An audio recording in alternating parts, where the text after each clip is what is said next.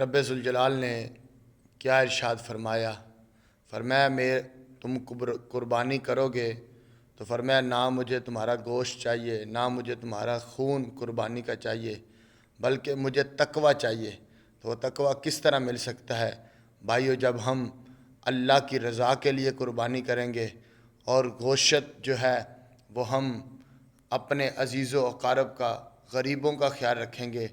ہمیں اس قربانی کا کوئی فائدہ نہیں ہے جو سکا بھائی کو گوشت نہ دیا جائے، جی میرے ساتھ تو وہ بولتا نہیں ہے، سکی بہن کو گوشت نہ دیا جائے، وہ میرے ساتھ بولتی نہیں ہے، رشتہ داروں کا خیال نہ کیا جائے، اس قربانی کا کوئی فائدہ نہیں۔ وہ قربانی رب ذوالجلال تمہارے منہ پہ مارے گا۔ اگر تم نے قربانی کرنی ہے اللہ کی رضا کے لیے کرنی ہے، اور سب کچھ اللہ کی رضا کے لیے کرنا ہے۔